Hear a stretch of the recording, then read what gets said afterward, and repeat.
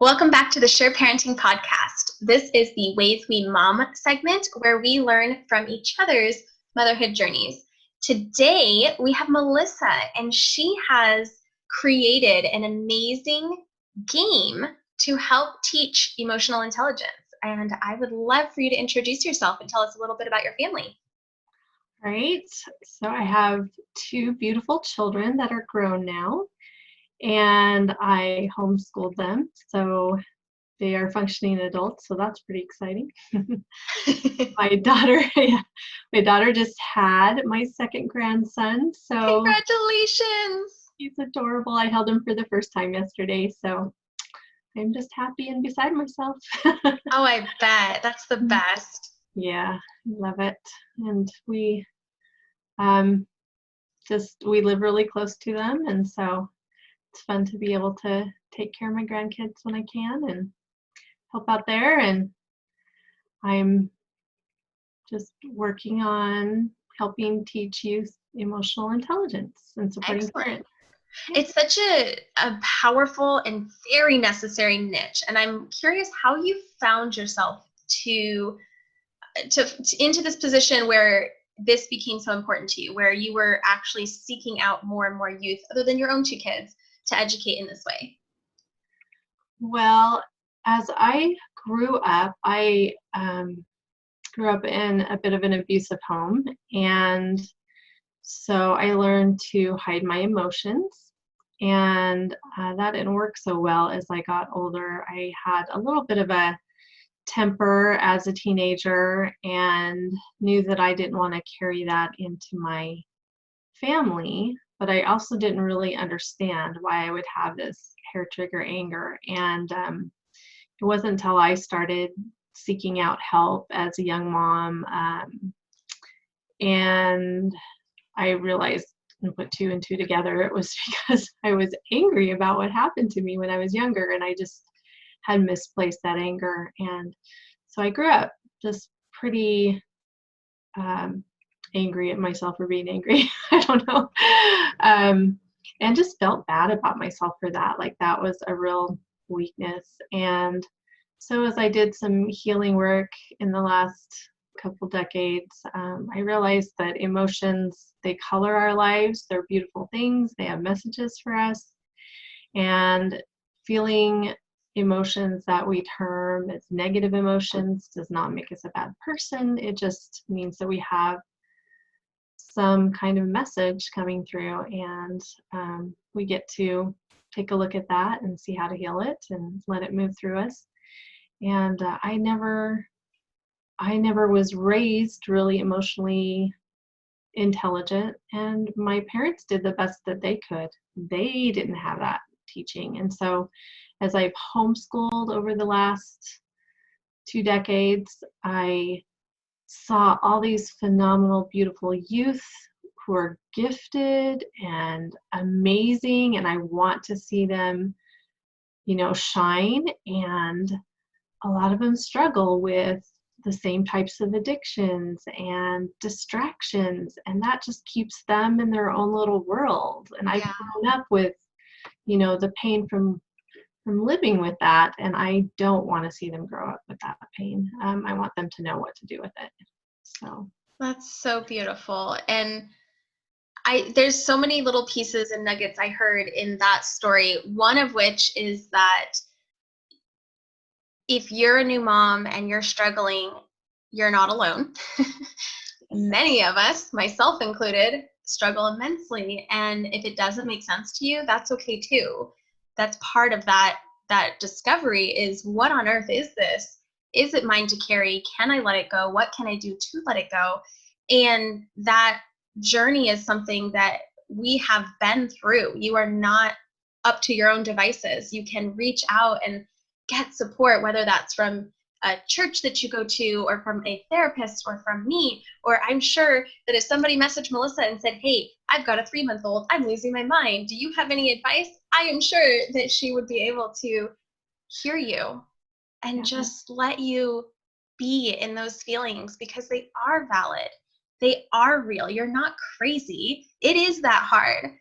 And when we're coming with a history and with triggers, then there's kind of an extra layer of hard. And the beauty of this is that we can walk through that. We don't have to stay there forever. So I loved that. And I really loved too how you noted that your parents were doing what they could with what they had. They didn't know either. And I think that's an important part of this healing process, is that yes, like we carry this anger for some period of time, and part of accepting our imperfection in our flaws is really seeing that our parents also had those flaws, and we can choose to forgive, which means we release our need to punish them. It's not that everything was fine and they did nothing wrong. It's that we don't have to carry it anymore.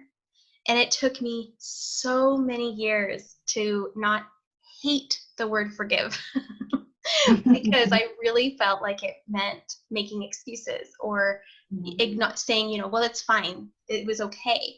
And that's not what it means to me. When I studied the etymology of that word, I learned that it means to release your need to punish them. And that I can do. I can take the lessons. I can decide what I never want to do. I can decide that I want to create a different world for my children. And like you created this wonderful, tangible tool so that parents and families and therapists and teachers could go forward and gift children when they're still young these tools that it took us into adulthood to learn. So I would love for you to share the name of your game and tell us a little bit about how it works. All right. So I created a game called Emotion Commotion, and it's super fun. I learned through getting ready to teach a group of moms how to help their kids manage their emotions, that one of the best ways that we can teach is through play. And so I started thinking, how can you teach kids about emotions, and came up with this idea. Was really blessed with this idea, and created it in a couple of hours and started playing it with people, and it's really, really fun. So it's a game where you do an action and you have an emotion, and you do the action in the emotion, and people guess what emotion you're trying to portray. So it's really hilarious. There are songs to sing, and there are sayings, and there are noises of animals, and I don't know, do you want to see an example? I would love to see an example, and then All I'll right. tell you our funny haha when we opened it. Fantastic. Okay. So for instance, you just have the saying, can you pass me the bacon? Okay. So simple enough, but I'll say it in a few different emotions, and then Put me on the spot. yeah, we'll see how you do. Okay, so can you pass me the bacon? Can you pass me the bacon? Sad. Kind of sad. Very close More to specific. Specific. Oh, can you pass Nervous, uncomfortable, frightened, closer to uncomfortable?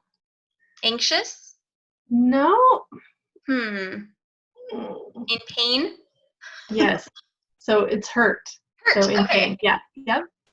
But it can be a totally different card if you're like, can you pass me the bacon?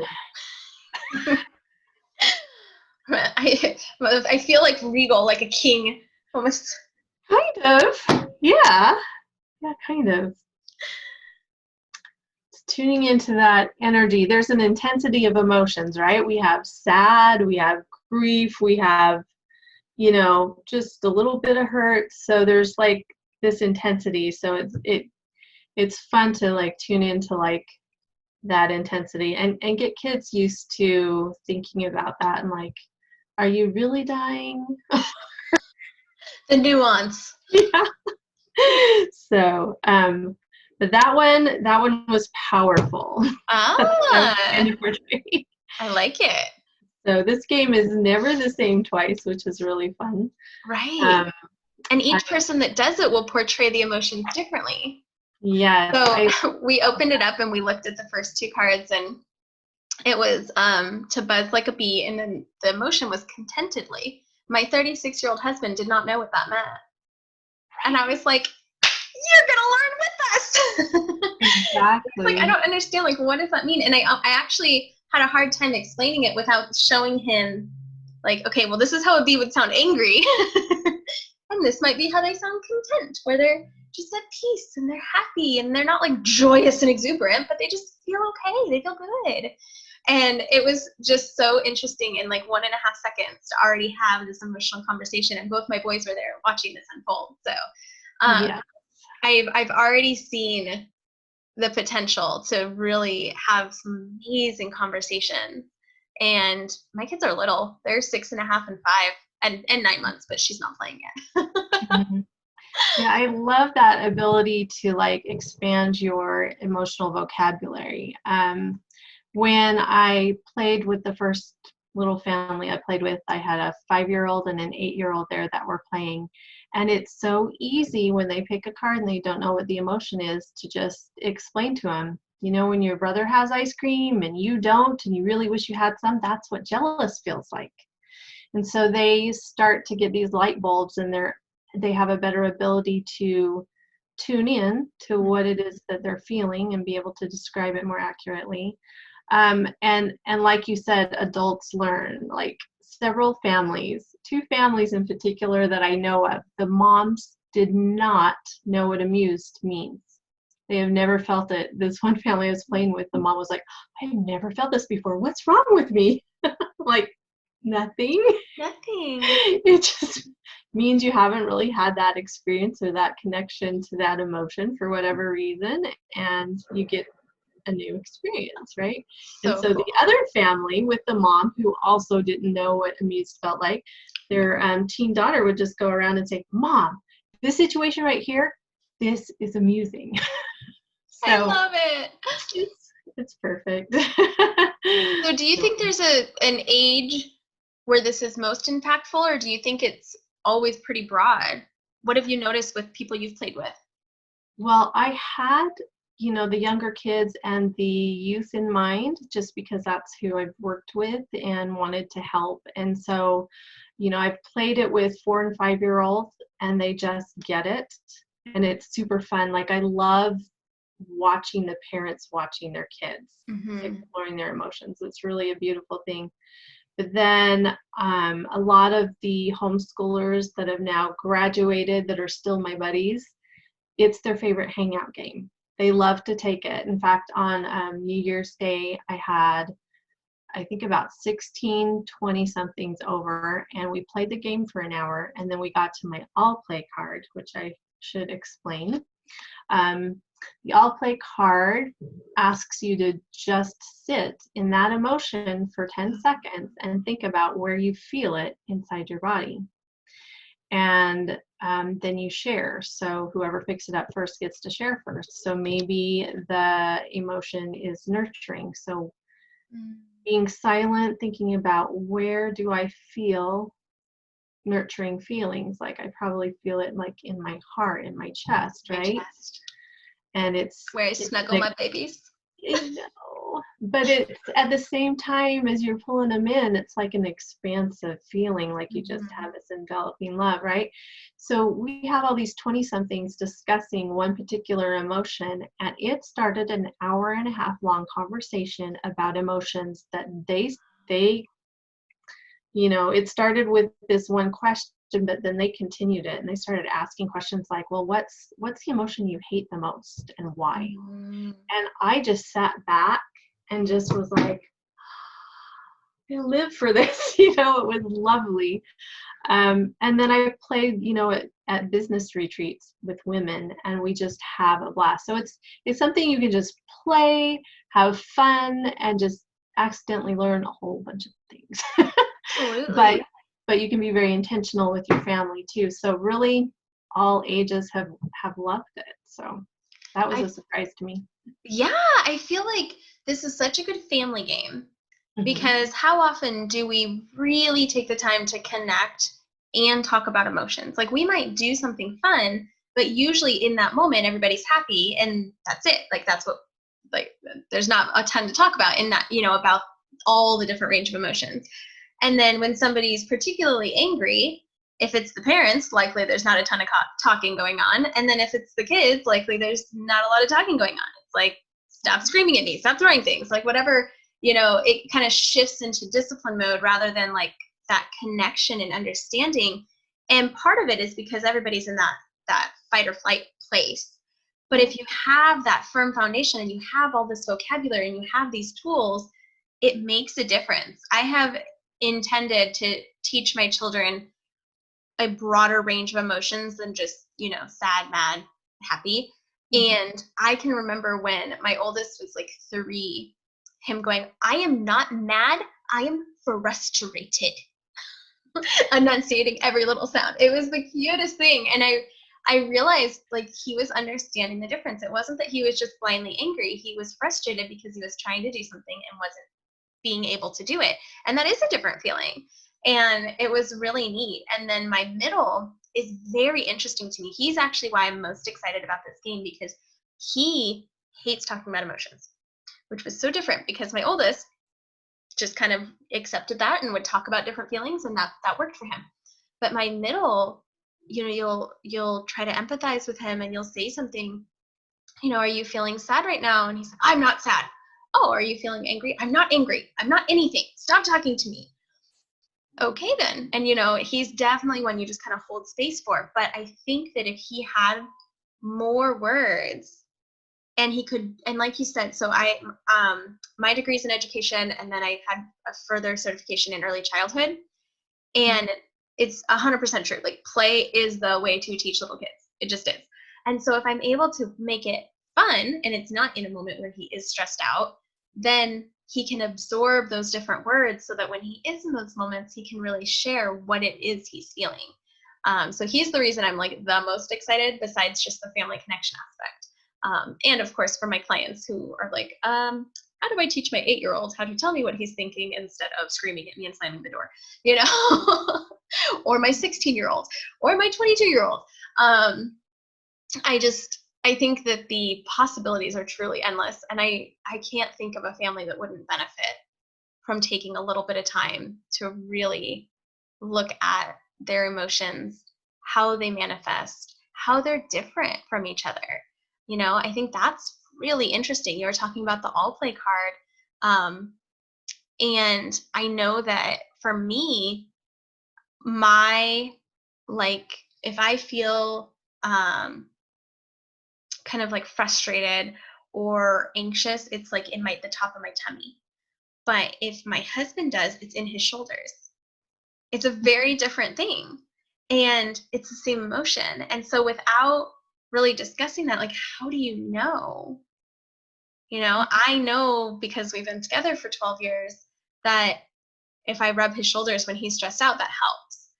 But did I ever really connect to where that's where he was holding his anger? Not really, but that's the kind of thing that this play, this game, this fun can lead to these really deep connections and exploration. And I kind of think it's magical. Thank you.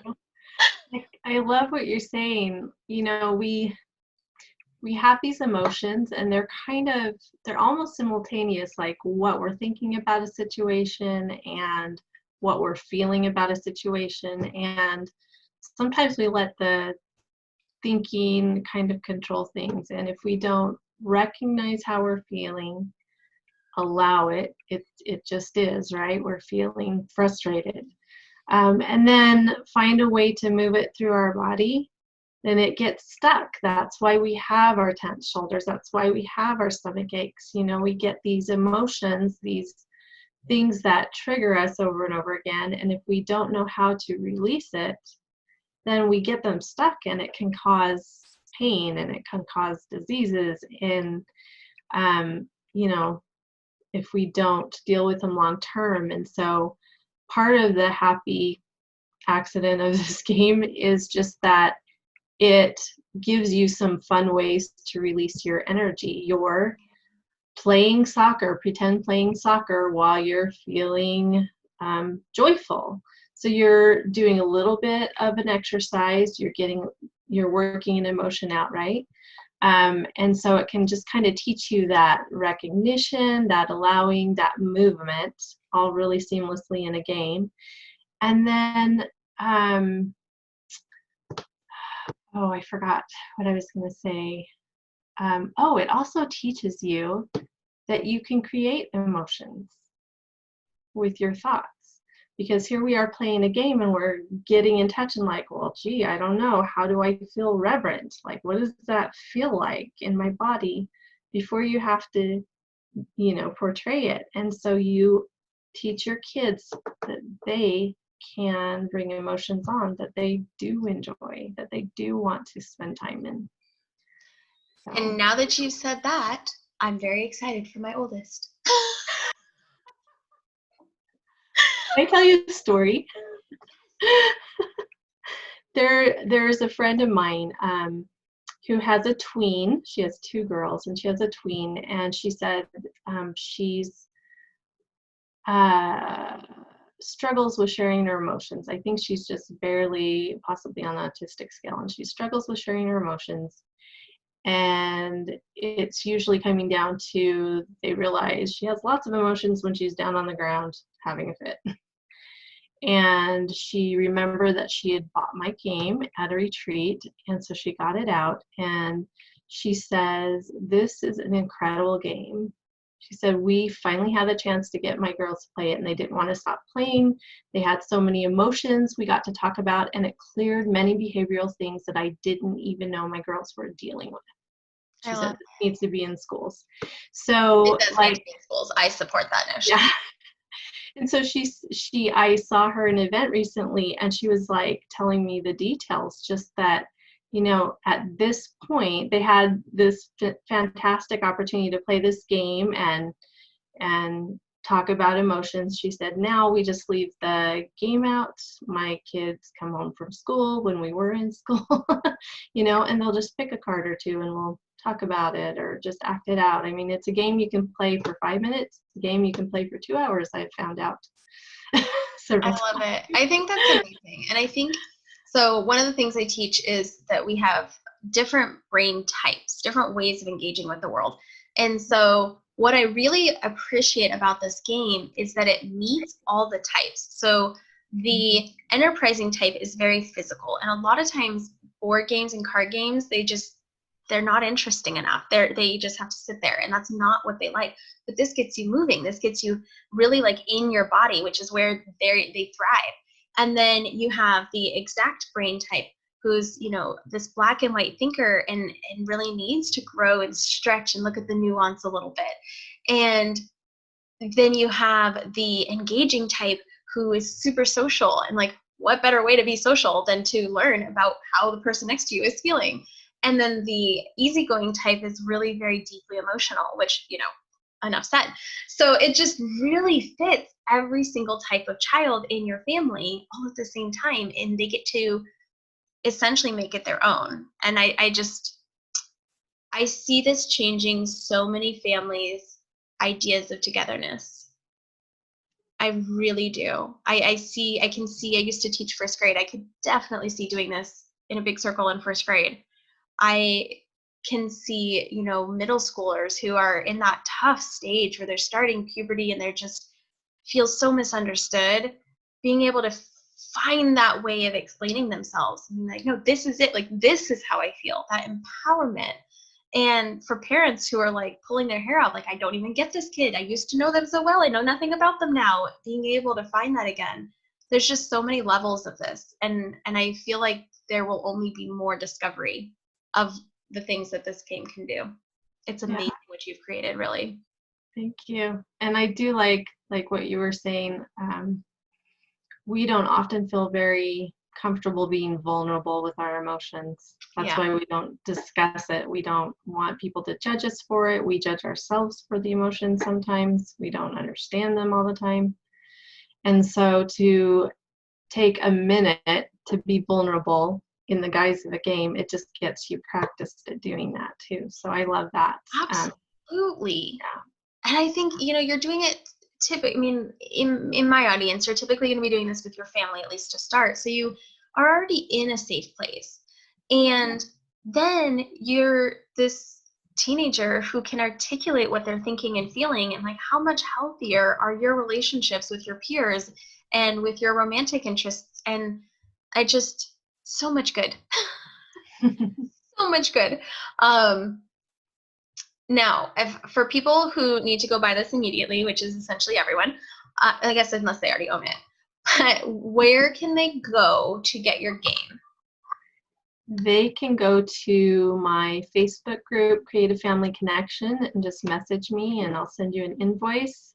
My website is a little bit under construction right now. No So, worries. We will put your link for your group in the show notes and on the YouTube channel so that people can go and get it, because I really think that everybody should invest the time to have this level of connection and understanding with their partner, with their kids. I'm teaching a class called Parenting as Partners, and the premise of it is to really understand your partner's brain and your own brain. And I just think that we don't often take the time to really learn at that level who we're living our lives with. And we get so frustrated about different things that we're interpreting one way, but they're interpreting a different way. And a game like this, just, it has this fun and this levity to it, but then there's this really deep undercurrent too. And it's powerful. I feel like it's a very healing opportunity for a lot of families. yeah, I love it. It just makes me so happy when I get to play with anybody. So, it's fun. All right. Well, if there's anything that you could share with moms, mostly with young kids, in this audience, what would you like to share with them? Hmm. I think it's so important to